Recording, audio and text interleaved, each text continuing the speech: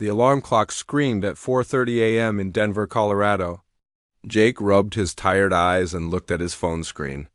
Today was the day he had been waiting for, his first trip to Europe. At 28 years old, this software engineer had saved every penny for 2 years to make this dream vacation happen. Everything started going wrong from the moment he left his apartment. Traffic was heavier than usual, and he barely made it to the airport on time. The security line moved like molasses, and by the time he reached his gate, boarding had already begun. He squeezed into his middle seat between a crying baby and a man who seemed to have forgotten what deodorant was for. The 8-hour flight felt like 20. Jake couldn't sleep a wink. Every time he dozed off, turbulence would jolt him awake. The airline food tasted like cardboard, and the entertainment system kept freezing. When they finally landed at Heathrow Airport in London, Jake felt like he had been run over by a truck, but his troubles were just getting started. He stood at the baggage carousel for over an hour, watching everyone else grab their suitcases and leave. His bag never showed up. The airline staff told him it was probably on the next flight and would arrive sometime tomorrow. Maybe they handed him a small plastic bag with a toothbrush and promised to deliver his luggage to his hotel when it arrived. Jake took the Underground train into central London, still wearing the same clothes from yesterday. The subway was packed with people rushing to work, and everyone seemed to know exactly where they were going except him. He checked his phone map every few seconds, worried he would miss his stop. The announcement system was hard to understand with his tired brain and the thick British accents. When he finally emerged from the train station, London hit him like a wall. The city was massive, loud, and overwhelming. Cars drove on the wrong side of the road. People walked faster than he was used to, and everything looked different from what he had imagined. The jet lag was kicking in hard, making his head feel fuzzy and his stomach queasy. His hotel was supposed to be a short walk from the station, but Jake got lost 3 times. The streets seemed to twist and turn in ways that made no sense. Every time he thought he was getting close, he would find himself standing in front of some random building that definitely was not his hotel.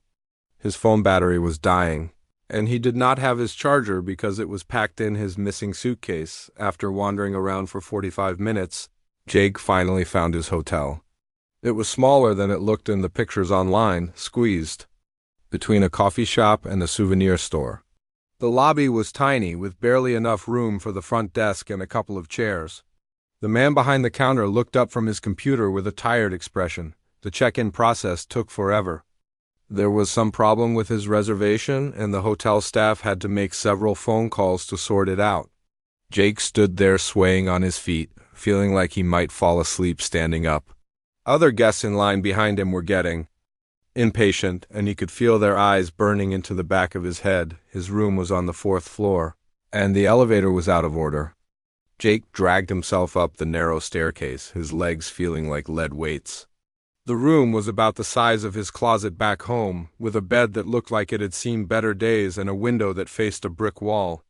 The air conditioning was not working, and the room felt stuffy and warm. Jake collapsed onto the bed without even taking off his shoes. He had planned to take a quick shower and then go explore the city, but his body had other ideas. Every muscle ached, his eyes burned from lack of sleep, and his head was pounding. He set an alarm for 2 hours and closed his eyes, hoping a short nap would help him feel human again. When the alarm went off, Jake felt worse than before. His mouth was dry, his neck was stiff from sleeping in an awkward position, and he was sweating from the warm room. He looked at himself in the small bathroom mirror and grimaced. His hair was sticking up in all directions, his shirt was wrinkled beyond repair, and he had dark circles under his eyes that made him look like a zombie. But Jake was determined not to waste his first day in London.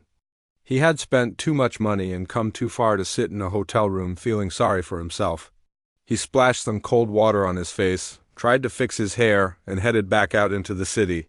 The afternoon sun was bright and hot, much warmer than he had expected London to be. The streets were still crowded with tourists and locals going about their business. Jake pulled out his phone and opened the map app to figure out where to go first. Buckingham Palace was only a 10-minute walk from his hotel, and he decided that would be the perfect place to start his London adventure. After all, how many times in his life would he get to see the actual palace where the Queen lived? As he walked through the busy streets, Jake started to feel a little better. The fresh air helped clear his head, and the excitement of being in a foreign country began to overcome his exhaustion. He stopped to take pictures of red phone booths, double-decker buses, and old buildings that looked like they belonged in a movie, but the jet lag was still messing with his system. His internal clock was completely confused, and he could not figure out if he was hungry or tired or both. His stomach was making weird noises, and he felt jittery and unfocused. Everything seemed to be happening in slow motion, like he was watching his life through a foggy window, when Jake finally reached the area around Buckingham Palace. He was amazed by how many people were there. Tourists from all over the world were taking pictures, pointing at the building, and chattering in dozens of different languages. The palace itself was bigger and more impressive than he had imagined, with its grand facade and perfectly manicured gardens, but what really caught his attention were the guards standing perfectly still in front of the palace gates. He had seen them in movies and pictures, but seeing them in person was different. They looked like toy soldiers come to life with their bright red uniforms, tall black hats, and serious expressions. They stood so still that Jake wondered if they were even real people. The crowds of tourists were thick around the guards, everyone trying to get the perfect photo. Jake realized he needed caffeine if he was going to survive the rest of the day. The combination of no sleep, jet lag, and the overwhelming sensory overload of London was making him feel dizzy and confused. He spotted a coffee shop across the street and decided that a strong cup of coffee was exactly what he needed to turn his day around. Jake crossed the busy street and pushed open the door of the coffee shop. The smell of fresh coffee beans hit him immediately, and for the first time since landing in London, he felt a small wave of relief. The place was packed with tourists just like him, all looking tired and slightly overwhelmed. The barista behind the counter was moving at lightning speed, trying to keep up with the endless line of customers. When Jake finally reached the front of the line, he ordered the largest coffee they had with an extra shot of espresso. His body was screaming for caffeine, and he figured he needed all the help he could get to fight off the jet lag that was making everything feel like a weird dream. The coffee cost more than he expected, but he was too tired to care about money right now. The first sip of coffee was like liquid energy flowing through his veins. It was strong, almost bitter, but exactly what he needed. Jake could feel his brain starting to wake up for the first time since getting off the plane. He took another big gulp and felt the warmth spread through his chest. Maybe this day could be salvaged after all. With his coffee in hand, Jake walked back across the street toward Buckingham Palace. The crowd seemed even thicker now, with tour groups gathering around guides holding colorful umbrellas and flags. Everyone was talking at once in different languages, creating a constant buzz of noise that made Jake's already sensitive head throb a little. He found a spot near the palace gates where he could get a good view of the guards. There were 4 of them standing perfectly still, like statues in their bright red uniforms and tall black fuzzy hats. Jake had always wondered how they managed to stand so still for so long without moving a muscle. It seemed impossible for a regular person to do. Jake pulled out his phone and started taking pictures. The guards looked even more impressive through his camera lens, like something out of a history book. He snapped dozens of photos from different angles, trying to capture the perfect shot to show his friends back home. But every time he thought he had the right angle, someone would walk in front of him or bump into his arm. The coffee was definitely working. Jake could feel his energy coming back, but with it came a restless feeling that made it hard to stand. Still, the caffeine was making his heart beat faster and his hands feel a little shaky. He was not used to drinking such strong coffee, especially on an empty stomach after traveling for nearly 20 hours. A family with 3 young kids pushed past Jake, and one of the children accidentally kicked his ankle. Jake stumbled slightly, but managed to keep his balance and not spill his coffee. The parents did not even notice what happened, too busy trying to wrangle their kids and take family photos. Jake felt a flash of annoyance but tried to shake it off. He decided to try getting closer to the guards for better pictures. Jake squeezed through the crowd, saying "excuse me" over and over as he made his way toward the front. People were packed shoulder to shoulder, and everyone seemed to be holding up phones or cameras, blocking the view for everyone behind them. When Jake finally reached the front of the crowd, he was standing just a few feet away from one of the guards. The man looked young, maybe early 20s, with a serious expression on his face. His uniform was absolutely perfect, not a single wrinkle or speck of dust anywhere. The red fabric looked like it had been ironed moments before, and his black boots were polished to a mirror shine. Jake raised his phone to take a picture, but his hands were shaking slightly from the caffeine. The photo came out blurry. He tried again, but just as he pressed the button, a tour group moved in front of him, completely blocking his shot. Jake felt his frustration building. He had come all this way and spent all this money, and he could not even get one decent picture. The tour guide was speaking loudly in what sounded like German, explaining something about the palace history to his group. They were not moving, just standing there taking up space right in front of the best photo spot. Jake waited for what felt like forever, but they showed no signs of leaving anytime soon. Jake decided to try a different approach. He moved to his left, trying to find an angle where he could get around the tour group. But there was another crowd of tourists there, all doing the same thing he was trying to do. Everyone wanted the perfect picture, and nobody wanted to share the space. The summer sun was getting hotter, and Jake could feel sweat starting to form on his forehead. The combination of the heat, the caffeine, and his lack of sleep was making him feel edgy and impatient. His shirt was sticking to his back, and the coffee cup was getting slippery in his sweaty palm. A woman with a massive camera pushed past Jake without saying "excuse me," knocking him slightly off balance. She planted herself right in front of him and started taking dozens of pictures, completely blocking his view. Jake could feel his patience wearing thin. Everyone seemed so rude and inconsiderate, caring only about their own photos and vacation.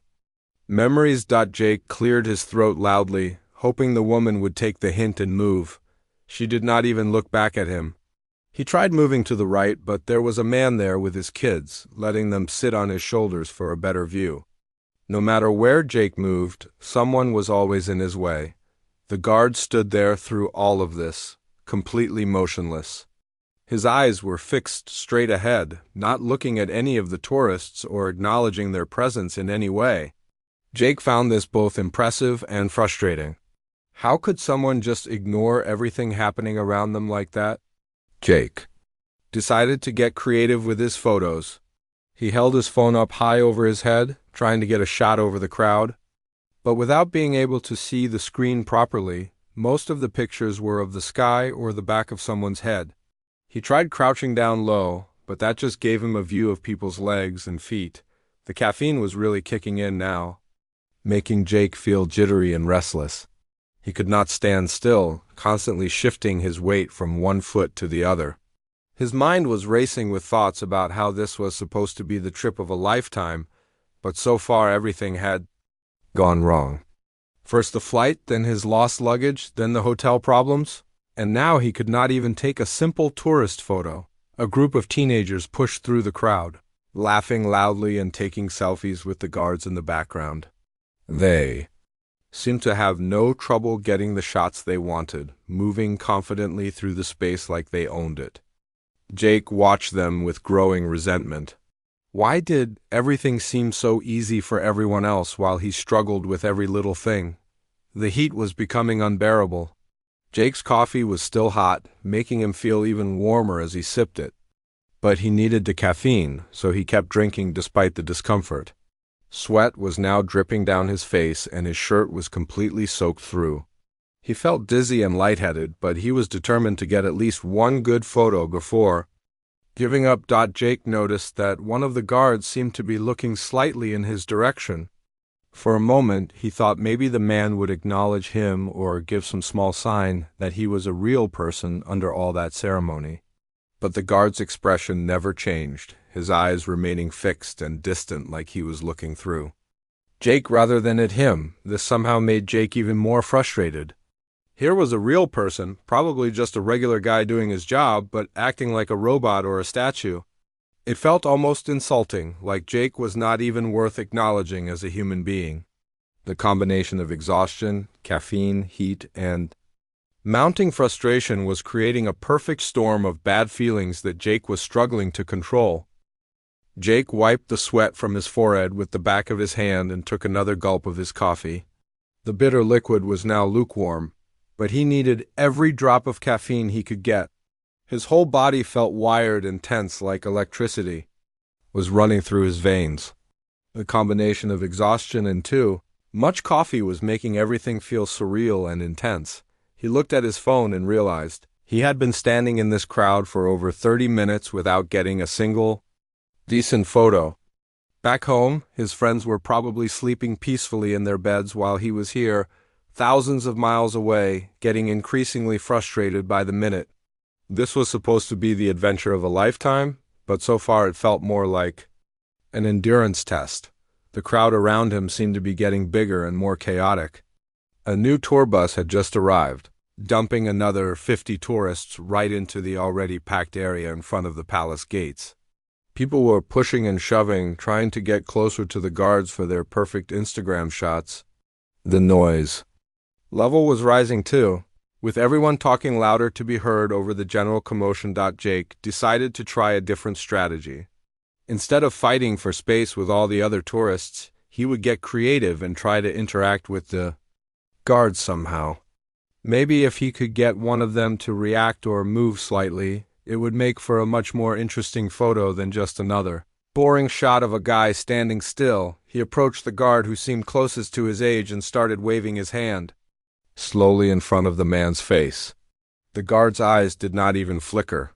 His expression remained completely blank, like he was made of stone rather than flesh and blood. Jake found this both fascinating and incredibly annoying at the same time. A few other tourists noticed what Jake was doing and started gathering around to watch. Some of them pulled out their phones, hoping to capture whatever might happen next. Jake felt the pressure of their attention and decided to up his game a little bit.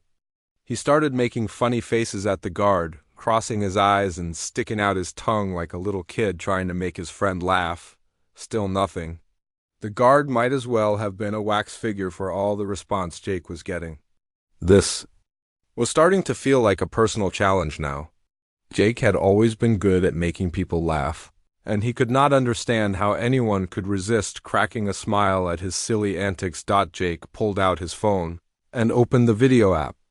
If he was going to try to get a reaction from this guard, he might as well record it and share it with his friends back home. They would get a kick out of seeing him trying to break the famous British Reserve of the Royal Guards. He held up his phone and started recording while continuing to wave and make faces at the guard. Speaking directly into the camera, Jake said, "Okay guys, I'm here at Buckingham Palace trying to get one of these guards to crack.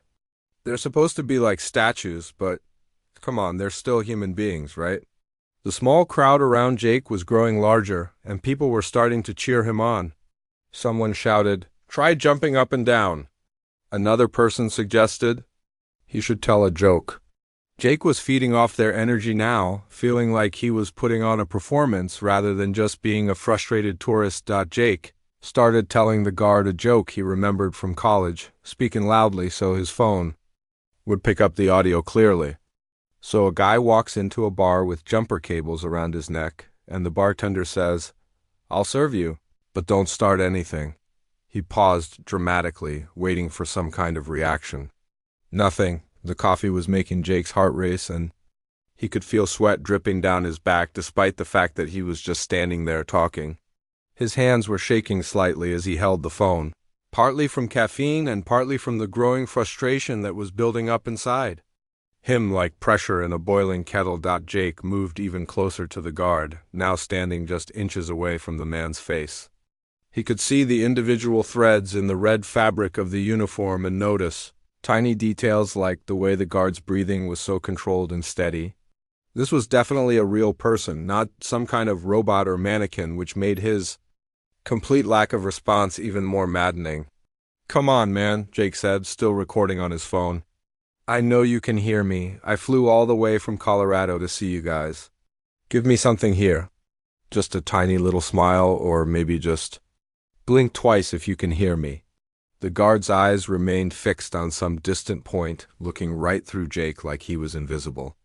His face showed absolutely no emotion whatsoever, not even the slightest hint that he was aware of Jake's presence. It was like trying to get a reaction from a brick wall. Jake's frustration was reaching a boiling point.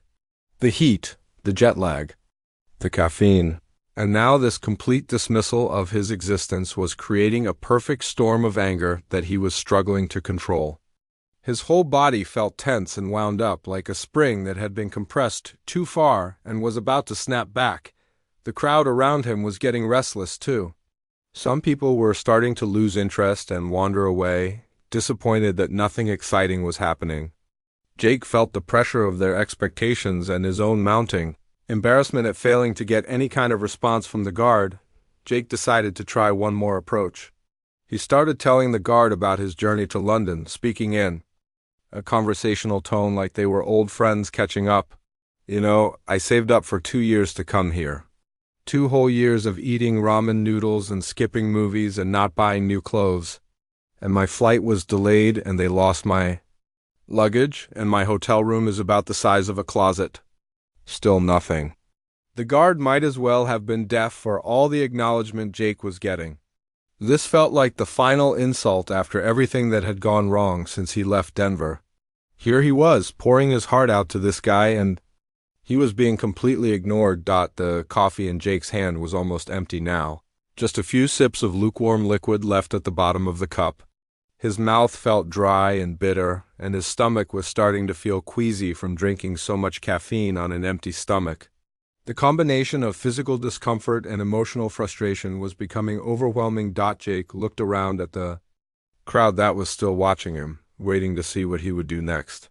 Some of them looked amused, others seemed bored, and a few appeared to be getting annoyed that he was taking up so much space without really accomplishing anything interesting. The sun was beating down mercilessly now, and Jake's shirt was completely soaked with sweat. His head was pounding, partly from dehydration and partly from the stress of the situation. The coffee cup in his hand felt slippery with condensation and sweat from his palm. Jake took a step back and looked at the guard one more time. The man was young, probably not much different in age from Jake himself. He was just doing his job, following orders to stand still and look impressive for the tourists. But in that moment, Jake could not see him as a person just trying to earn a living.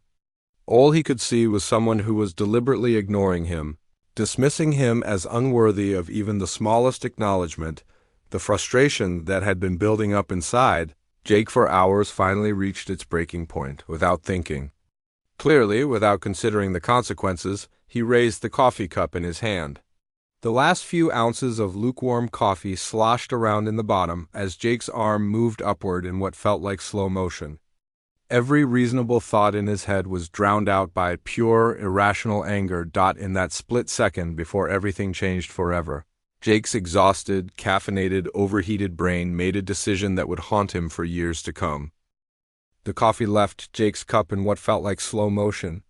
He watched the dark brown liquid arc through the air, droplets catching the sunlight as they flew toward the guard's pristine red uniform. For a split second, time seemed frozen, and Jake's brain finally caught up with what his hand had just done. The coffee hit the guard's chest with a wet splash, instantly soaking through the expensive red fabric. Dark stains spread across the front of the ceremonial uniform like spilled paint on a canvas. Some of the liquid dripped down onto the guard's perfectly polished black boots, while other drops splattered onto the ground around his feet. The reaction from the crowd was immediate and explosive. Gasps of shock rippled through the gathered tourists like a wave. Someone screamed. Multiple people started shouting at once, creating a wall of noise that made Jake's already pounding head throb even worse. The cheerful chatter of sightseeing had instantly transformed into chaos and confusion. Jake's stomach dropped as the reality of what he had just done hit him like a physical blow. The empty coffee cup slipped from his trembling fingers and clattered onto the pavement, the sound somehow loud despite all the shouting around him. His face went completely white as he stared at the brown stains spreading across the guard's uniform. The guard himself remained perfectly still for another few seconds, his training keeping him locked in position even as coffee dripped from his jacket, but Jake could see something change in the man's eyes. The distant, unfocused look was replaced by something much more human: surprise, followed quickly by controlled anger. Other guards who had been stationed nearby immediately began moving toward the scene. Their movements were swift and coordinated, clearly the result of extensive training for situations exactly like this.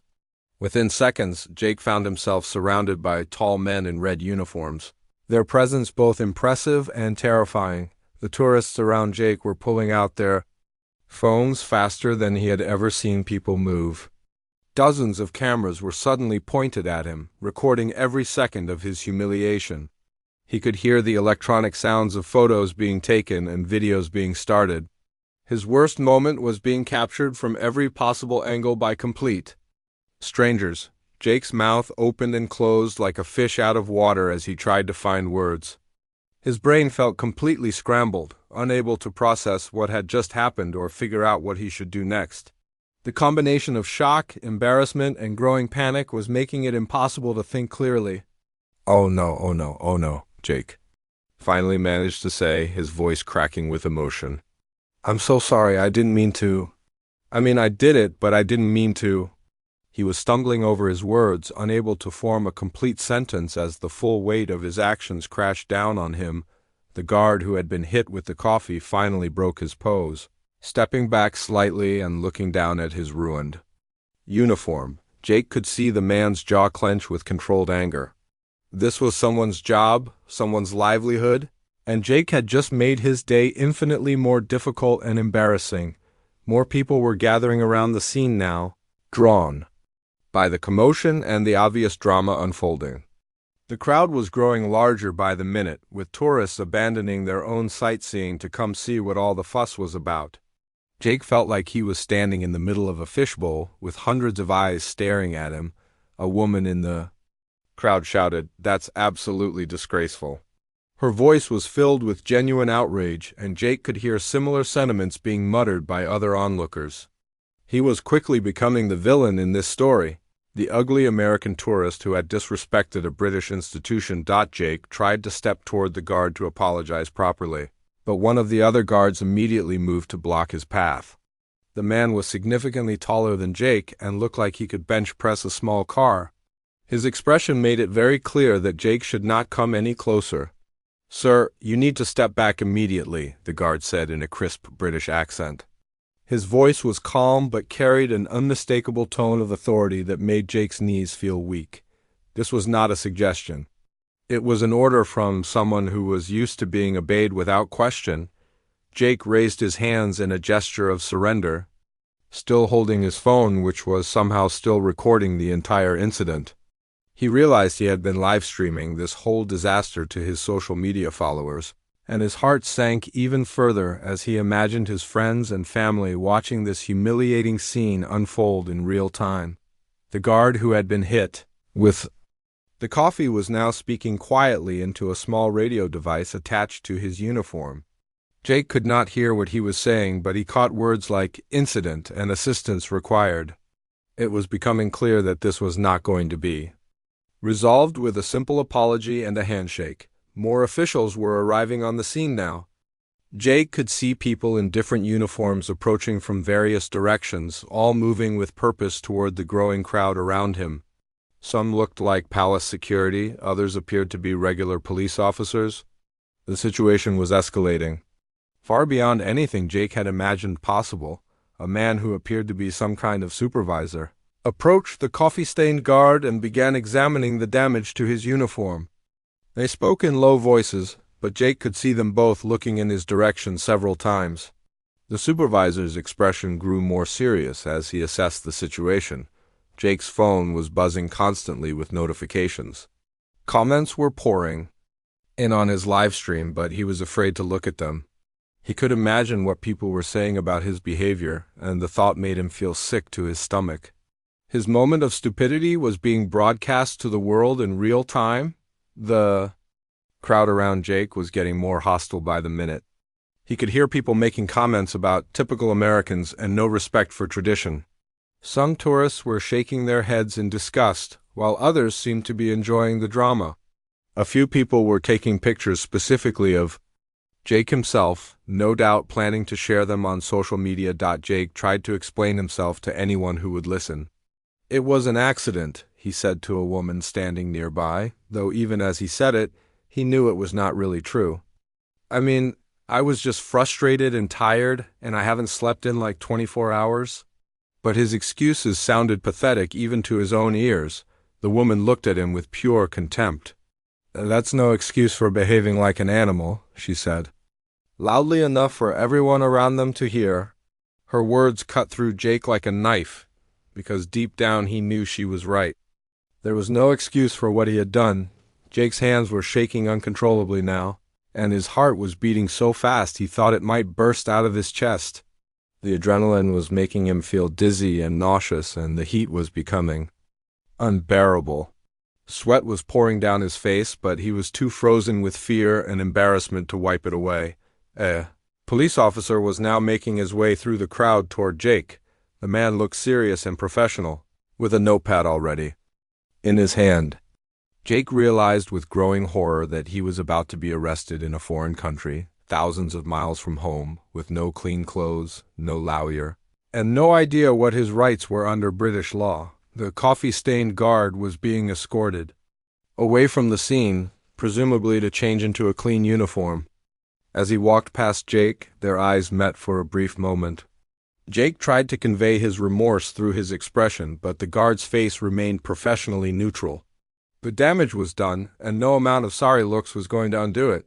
Jake's phone finally stopped recording as his shaking fingers accidentally hit the wrong button, but he knew it was too late. The video of his moment of complete stupidity was already out there in the digital world, being shared and commented on by people he would never meet.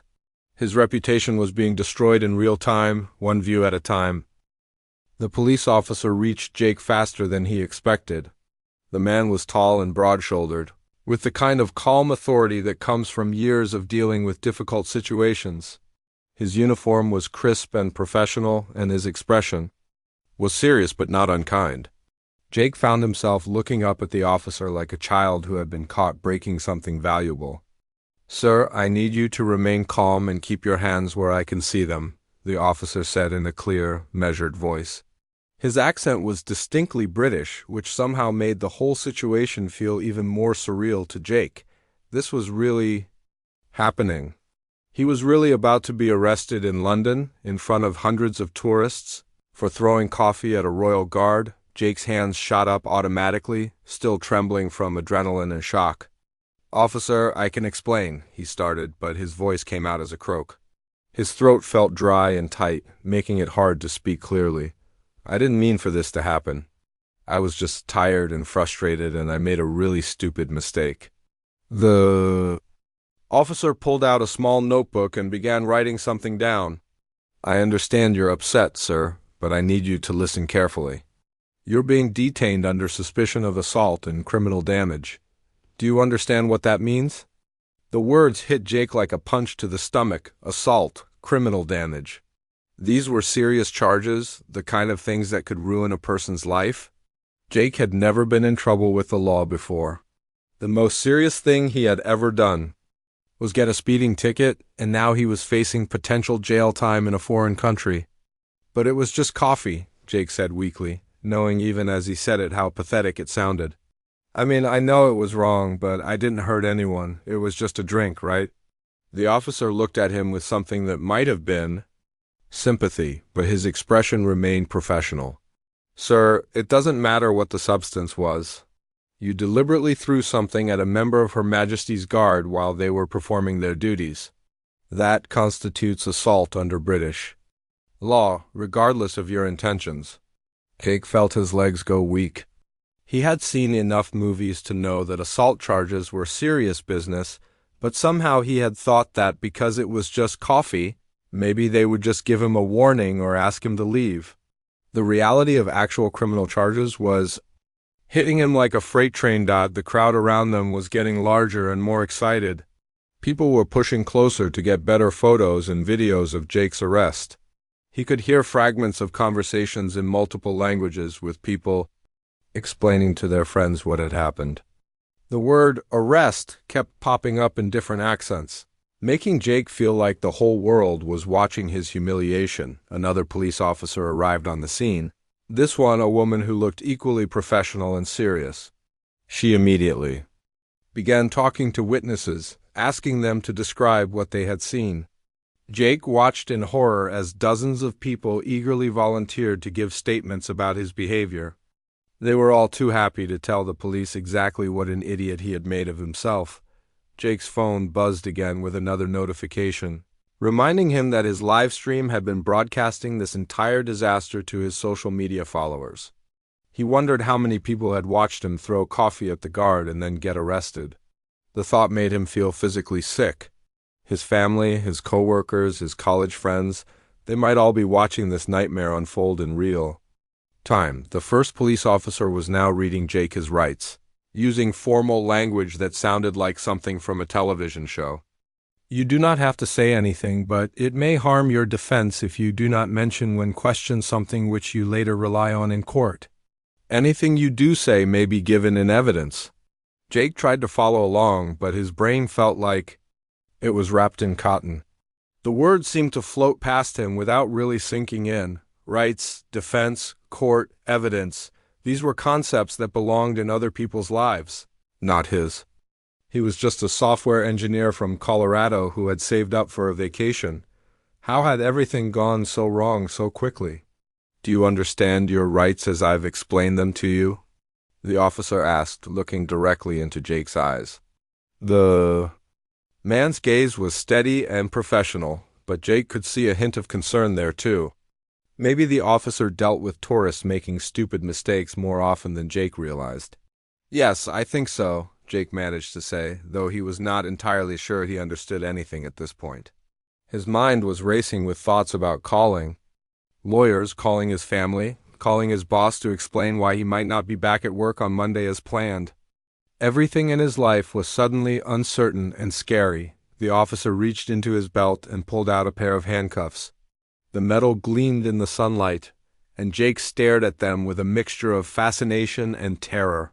He had never seen real handcuffs up close before, let alone had them used on him. The sight of them made everything feel suddenly very real and very serious.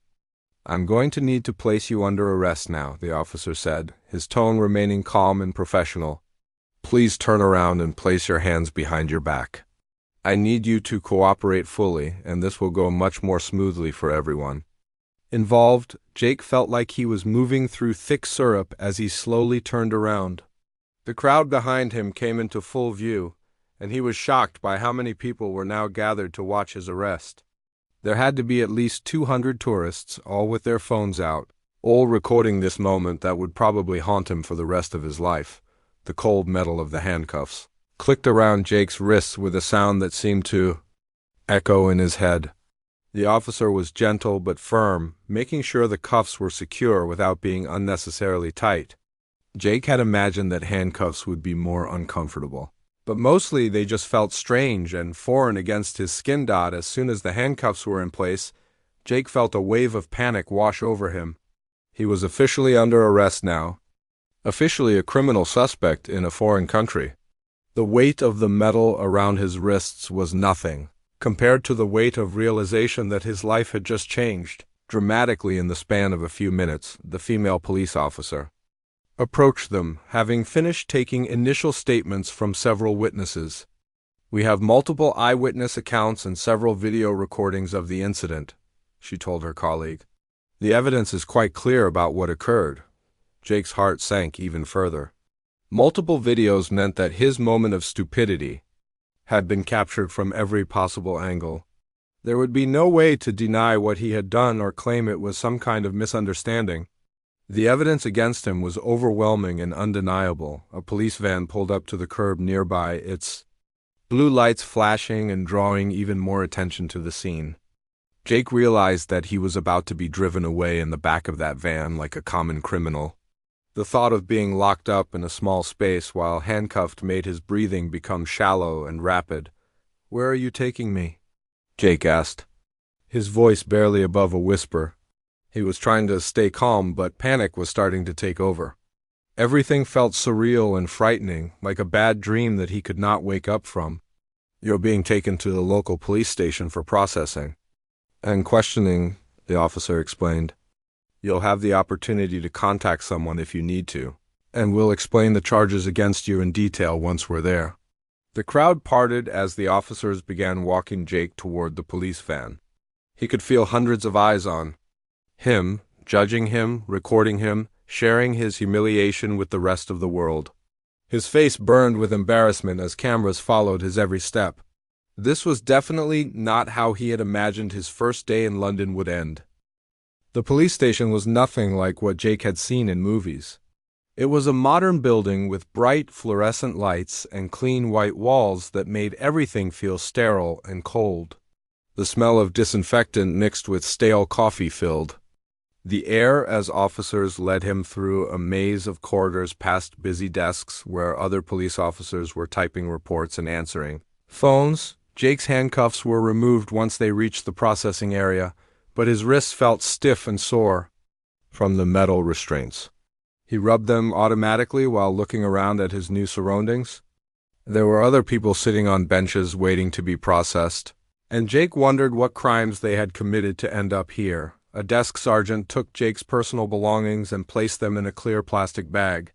His wallet, his phone, his passport, even his shoelaces were carefully cataloged and stored away. Watching his phone disappear into that bag felt like losing his last connection to the normal world. Without it, he felt completely cut off and alone. The fingerprinting process was humiliating and strange. Jake had to roll each finger on an electronic pad while a bored-looking technician guided his hands. The machine beeped with each print, creating a digital record that would follow him forever.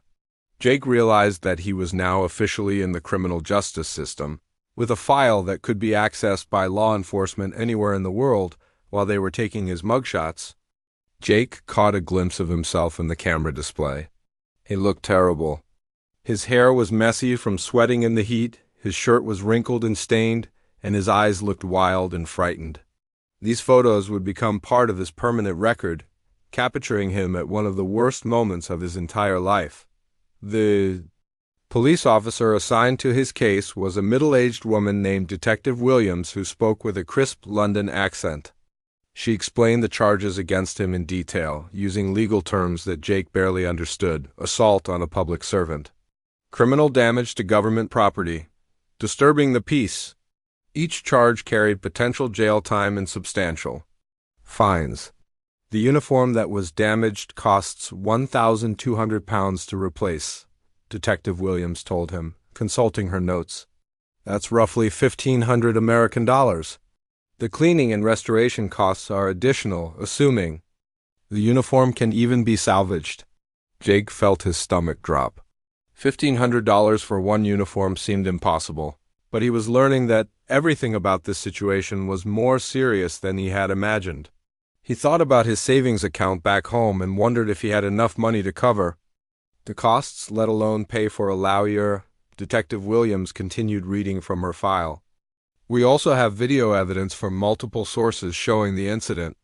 Several tourists have already provided their recordings to us, and there are security cameras in the area that captured everything.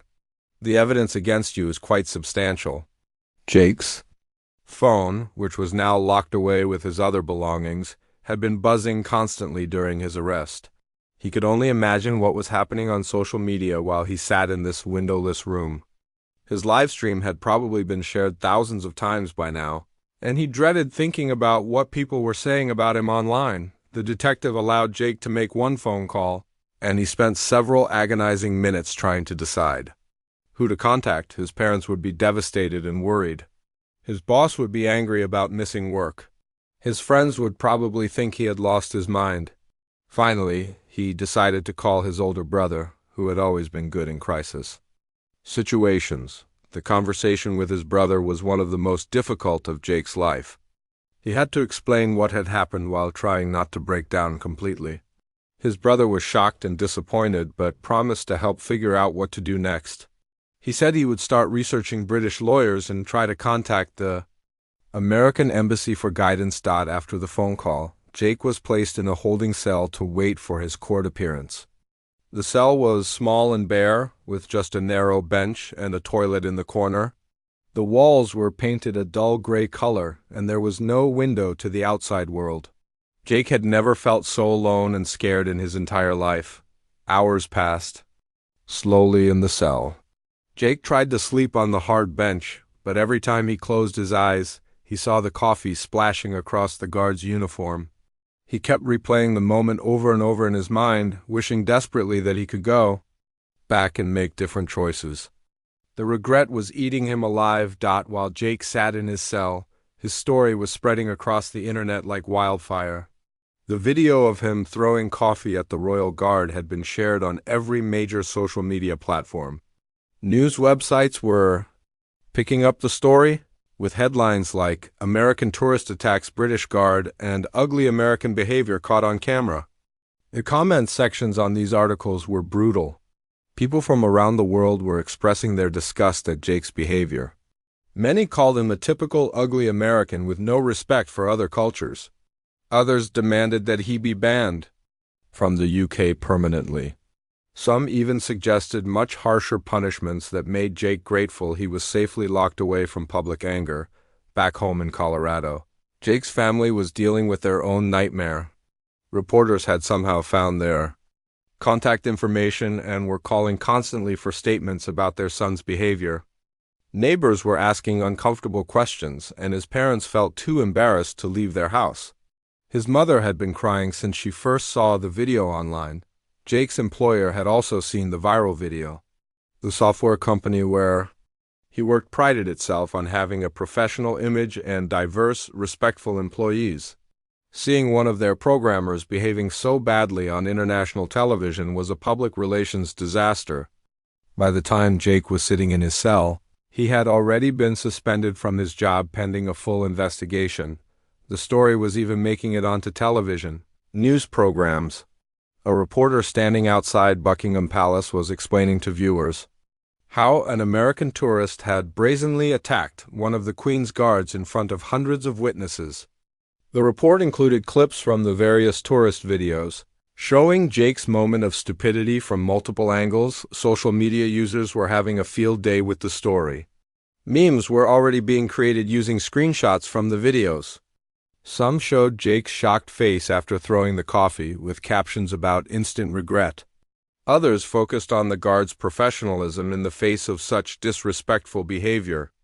Jake was becoming an internet joke, and he did not even know it yet. The hashtag #CoffeeAttacker was trending worldwide, with thousands of people sharing their opinions about Jake's behavior.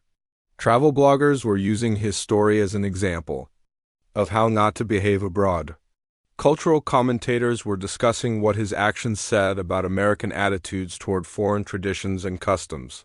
Meanwhile, the guard whose uniform had been damaged was dealing with his own difficult situation. His superiors were not pleased that the incident had created such a media circus around the palace.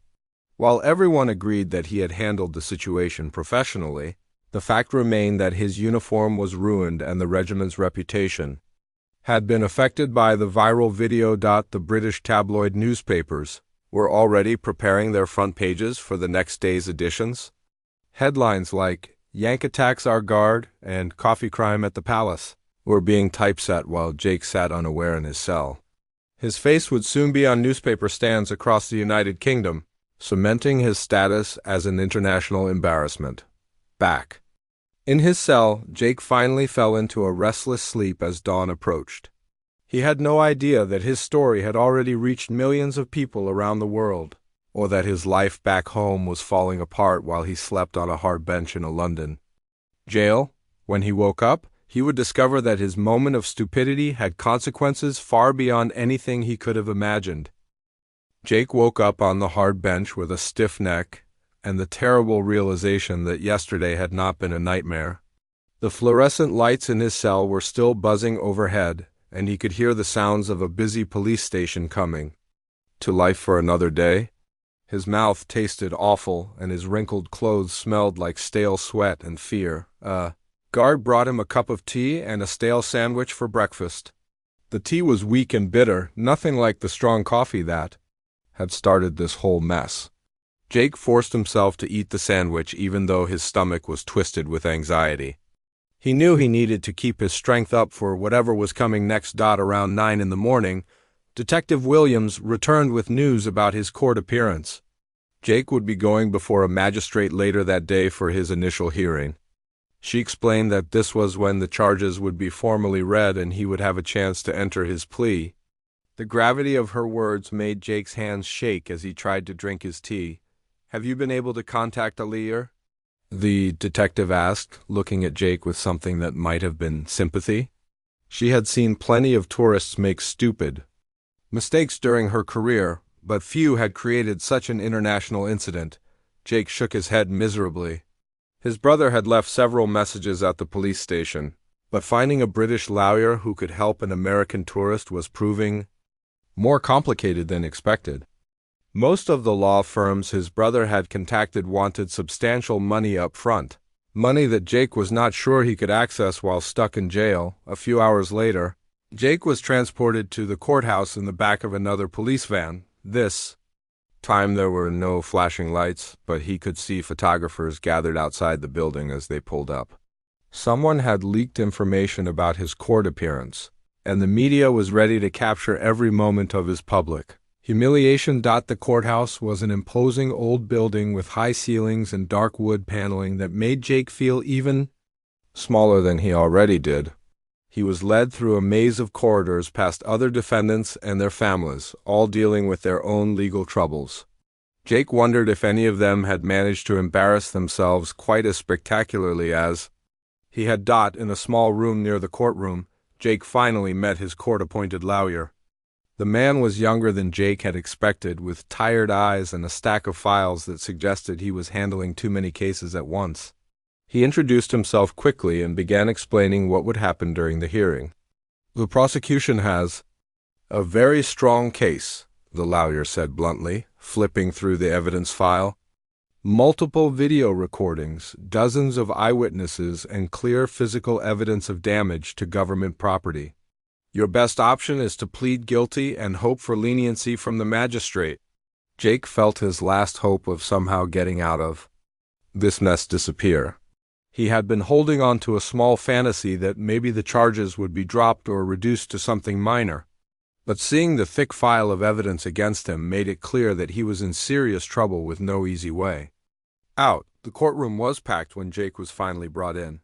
He was shocked to see how many people had come to watch his hearing. There were reporters with notebooks, tourists who had probably heard about the case, and what looked like local residents who were curious about the American who had disrespected their royal guard. The magistrate was an older woman with gray hair and stern expression who looked like she had seen every type of foolish behavior imaginable during her years on the bench. She reviewed the charges against Jake with the kind of professional detachment that made him feel like just another case number in her daily schedule. When asked how he pleaded, Jake's voice cracked as he said, "Guilty, Your Honor." The words seemed to echo in the silent courtroom, and he could hear people shifting in their seats behind him. Admitting his guilt out loud made everything feel terrifyingly final and real. The prosecutor stood up to present the case against Jake. She read from witness statements describing his erratic behavior leading up to the incident. She showed the court several of the videos that had been taken by tourists, including Jake's own live stream footage. Watching himself throw coffee at the guard on the courtroom's large screen was one of the most humiliating experiences of Jake's life. The prosecutor also presented evidence about the cost of the damaged uniform. The Royal Guard ceremonial outfit was not just an ordinary piece of clothing. It was a specially made garment that represented centuries of British military tradition. The red fabric was woven to specific standards, and the intricate details were hand-sewn by skilled craftspeople. Replacing it would cost the taxpayers over $1,500. When it was time for Jake to speak, his lawyer had coached him to express genuine remorse and take full responsibility for his actions. Jake stood up on shaky legs and faced the magistrate, knowing that cameras in the gallery were recording every word he was about to say. "Your Honor, I want to apologize for my inexcusable behavior," Jake began, his voice barely above a whisper. "I have no excuse for what I did. I was tired and frustrated, but that does not justify disrespecting your country, your traditions, or the guard who was just doing his job." Jake could feel tears building in his eyes as he continued. "I know that my actions have embarrassed not only myself, but also my country. Americans are guests in your nation, and I failed to show the respect that your culture deserves. I am deeply ashamed of what I did, and I will regret it for the rest of my life." The courtroom was completely silent as Jake spoke. He could see people in the gallery leaning forward to hear his words, and he knew that his apology would be reported around the world within hours. This was his chance to show some dignity and accountability after his moment of complete stupidity. The magistrate listened to Jake's apology without any visible emotion. She had heard thousands of apologies from defendants over the years, and she was skilled at distinguishing genuine remorse from empty words meant to reduce punishment. Jake's obvious distress and shame seemed to make some impression on her. When it came time for sentencing, the magistrate spoke directly to Jake about the seriousness of his actions. She explained that assaulting a member of the Royal Guard was not just a crime against an individual, but an attack on a British institution that represented the country's heritage and values. "Your behavior was witnessed by hundreds of people, and has been viewed by millions more online," she said sternly.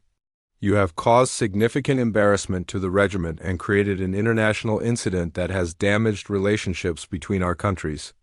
The magistrate sentenced Jake to pay the full cost of replacing the damaged uniform, plus court costs and a substantial fine that brought his total financial penalty to over $6,000. She also sentenced him to 40 hours of community service and banned him from entering any royal property for 5 years, but perhaps most significantly, she ordered that Jake would be banned from returning to the United Kingdom for 5 years after he completed his sentence. This meant that his dream European vacation was not only ruined, but he would not be able to return to see the sights he had missed during this disastrous trip. As the gavel came down, Jake felt the full weight of his punishment settling on his shoulders. The financial cost was devastating, but the shame and embarrassment would last much longer than any fine. He had become an international symbol of ugly American behavior, and no amount of money could undo that damage to his reputation.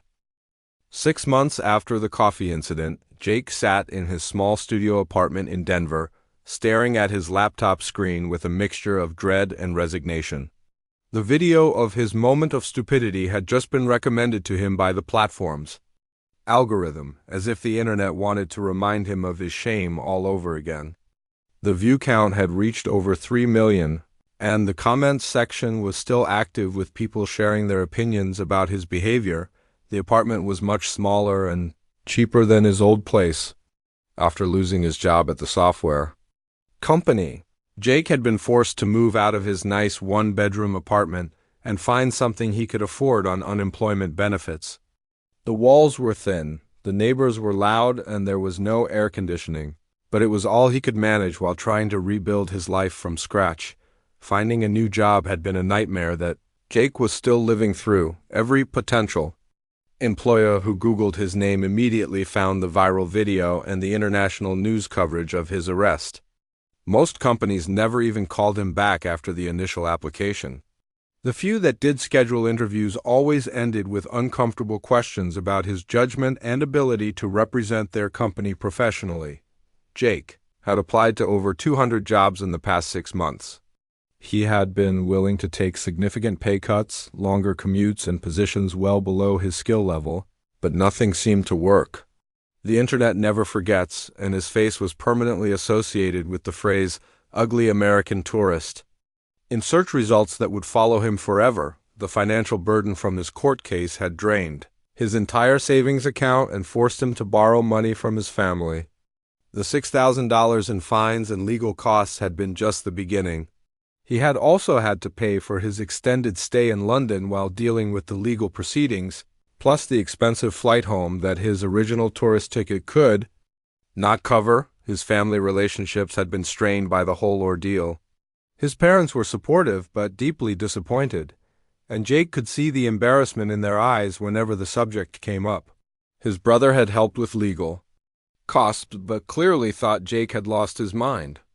Extended family members avoided bringing up his London situation at gatherings, creating an awkward silence around a topic everyone was thinking about. The community service requirements had been completed at a local food bank, where Jake spent 40 hours serving meals to homeless people and organizing donations. Ironically, this had been one of the few positive experiences to come out of his legal troubles.